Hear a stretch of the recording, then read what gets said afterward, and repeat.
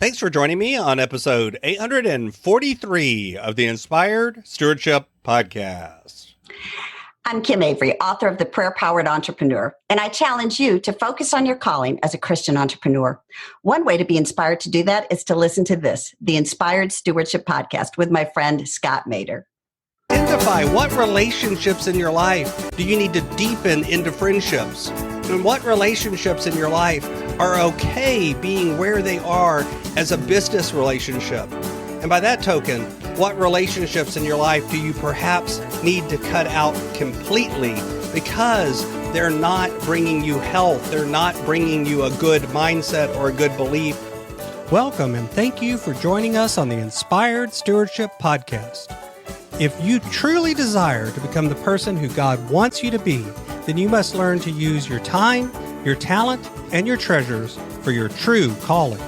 In the Inspired Stewardship Podcast, you will learn to invest in yourself, invest in others, and develop your influence so that you can impact the world.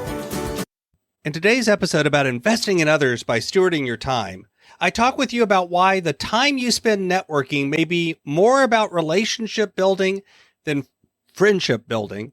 I talk about why building both is valuable, but we often spend all of our time on one or the other. And I also share why it's not bad to recognize that you can't be friends with everyone. As we talk about stewarding your time, wouldn't it be great if you could support this podcast and do it without just taking too long? Turns out you can.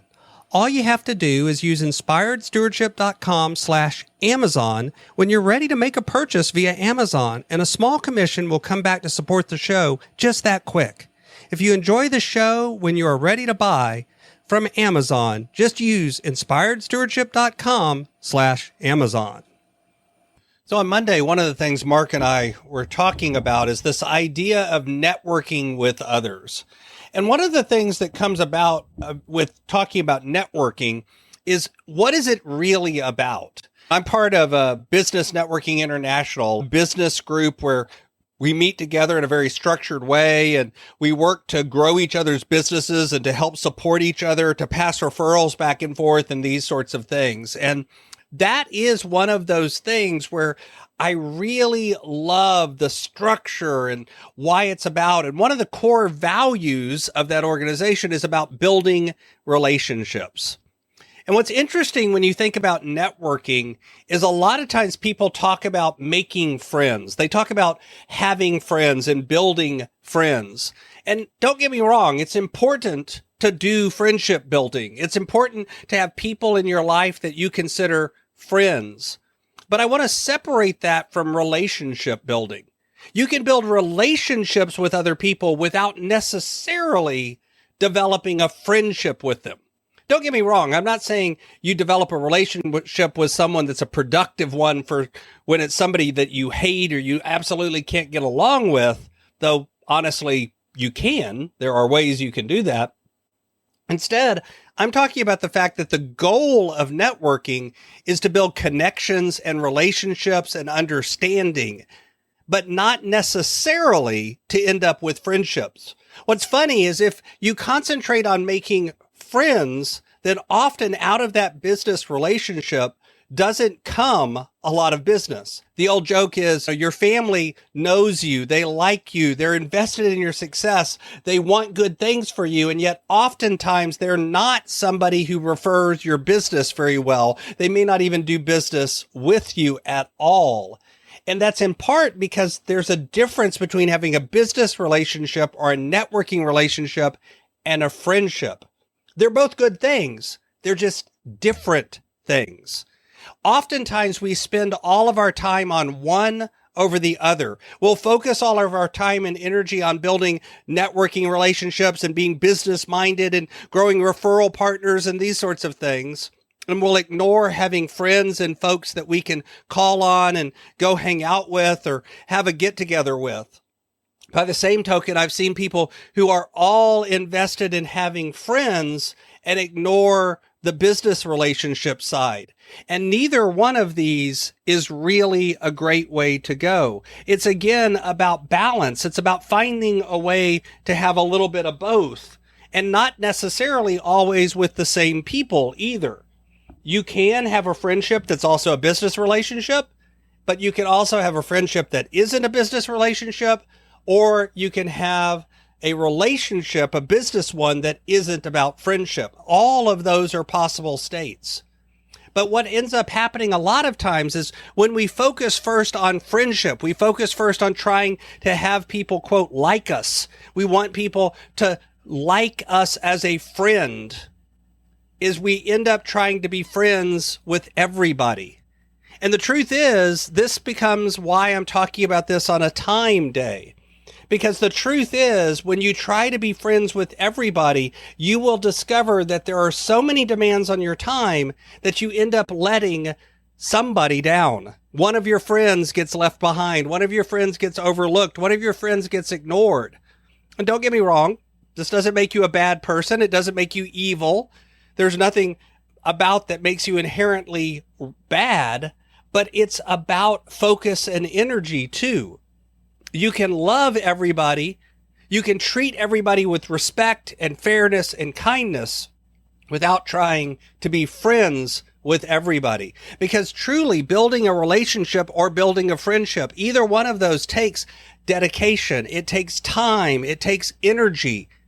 It takes investing in getting to know the other person. It takes being interested more than you're interesting. In other words, focused on the other person more than trying to tell the other person about you. In both cases, the process is very similar, but the outcome and the goal is a little different because you're not focusing first on friendship. What's funny is out of that kind of relationship building, I've made dozens and dozens of friends, but I first built a business relationship with them that later grew into a friendship. And that doesn't happen all the time. I'm pretty deliberate about who I call my friends, and it's a relatively small number of people because the truth is, for me at least, if somebody is truly my friend, it means if I think about my priority list, if I think about what's important to me, God is first, family is second, friends is up there close to number 3. Number 4 in some cases. And what that means is if the friend comes to me and says, I need your help, I'm going to drop other things to be able to go help them. I'm going to ignore things that maybe I want to get done or maybe I think I should get done so that I can go take care of my friend. And I can't do that with every person in the world. Now, maybe that's just how I'm wired and other people don't treat their friends that way. Maybe this is unique problem for me, but I've actually, based on observation, based on seeing people, I think it's more widespread than that. I think that oftentimes we try so hard to be friends with everyone that we end up straining ourselves and letting something drop. And we either let some of our friends down or we let other commitments down so that we then feel guilty and frustrated and burned out and tired, which is not good for us or for our friends.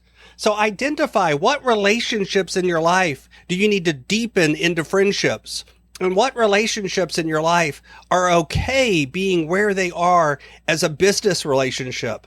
And by that token, what relationships in your life do you perhaps need to cut out completely because they're not bringing you health, they're not bringing you a good mindset or a good belief or putting you in a good place.